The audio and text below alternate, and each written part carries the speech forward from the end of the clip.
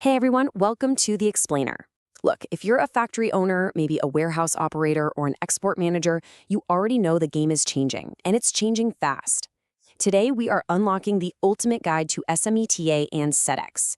Mastering this compliance standard has moved way past just ticking a box. It is the absolute key to unlocking global exports and securing massive orders for Vietnamese businesses. Let's get right into it. All right, navigating international compliance can feel pretty daunting, so here is our roadmap for today. We're going to cover why SMETA is mandatory, break down SEDEX and SMETA, look at the ETI base code, how they grade nonconformances, the three-phase audit process, and finally, how to get prepped with expert support. Let's just jump right in. Okay, Section 1, why SMETA is mandatory, and why it's really become the new global standard. So we've got to ask the big question right up front to set the stage. Is SMETA compliance still optional? Honestly, absolutely not. No way. It's moved way past being just a nice-to-have PR bonus. It is now a strict, non-negotiable requirement for doing business on the global stage. And let's look at exactly why that is. Just look at this tidal wave of binding international laws coming down the pipeline. We're talking Germany's Supply Chain Due Diligence Act, the EU's Corporate Sustainability Due Diligence Directive, plus some incredibly strict forced labor regulations out of the UK and Europe. Basically, these laws force massive international buyers to put their entire supply chains under a microscope, right down to your factory floor in Vietnam. Add to that the fact that massive buyers are using scorecards like EcoVadis to grade suppliers on environmental, social, and governance criteria, and, well, without an ethical audit to prove you comply, you are literally legally and commercially locked out of these markets. Moving on to Section 2, let's actually explain SEDEX and SMETA, the world's largest ethical trade platform.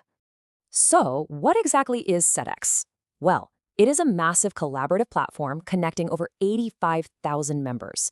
And here is a huge mindset shift for you. Don't think of this audit as a punishment. It's actually an incredible efficiency tool. Their whole principle is audit once, share many. Meaning, instead of jumping through hoops for 10 different European buyers with 10 different inspections, a supplier does one SMETA audit, uploads it to the SEDEX platform, and all your linked buyers can see it. It is a total game changer that saves you so much time, money, and frankly, the massive headache of audit fatigue. Now, where do you fit into this huge global ecosystem? Take a look at Member B, right there. That's you, the suppliers, the Vietnamese factories, the warehouses, logistics companies. Your job is to fill out a self-assessment questionnaire, or SAQ, and actually undergo the audit. Meanwhile, the global brands buying your products are Member A, and the official SEDEX-approved third-party auditors are the AACs. Okay, I really need to clear up a massive misconception here. You do not get a pretty framed SEDEX certificate to hang in your lobby like an ISO badge. That's just not how it works.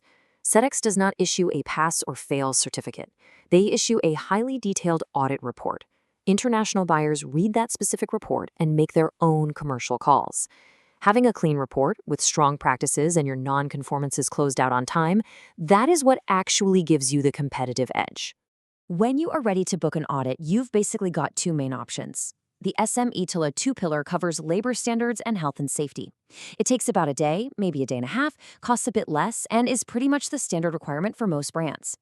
Then there's the 4-pillar, which tacks on environment and business ethics. That one generates some really incredible ESG data for your buyers.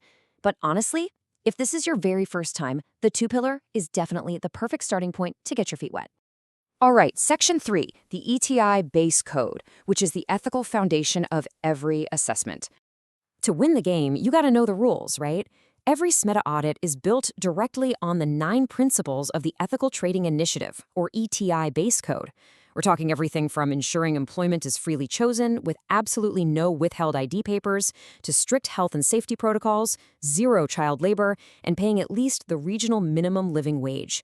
It also strictly monitors working hours and demands formal, written contracts. And here is the important part. Auditors cross-reference every single one of these 9 principles against actual Vietnamese labor laws. Which brings us to a massive gotcha moment that catches so many facilities completely off guard. It's called the higher standard principle.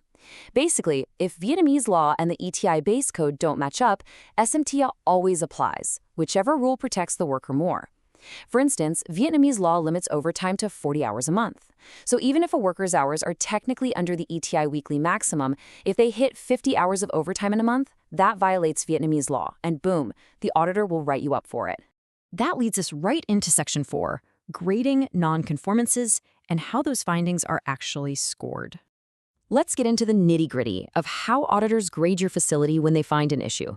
These are called NCs, or nonconformances, and they're graded strictly on severity.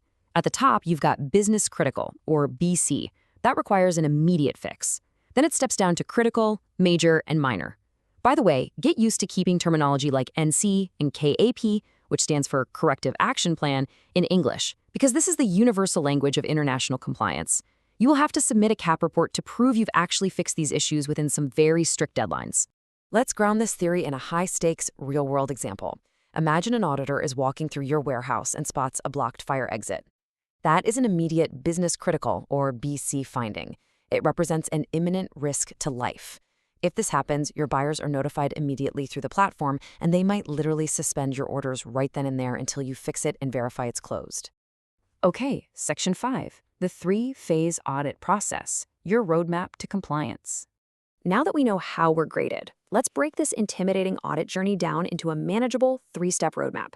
It's actually remarkably structured.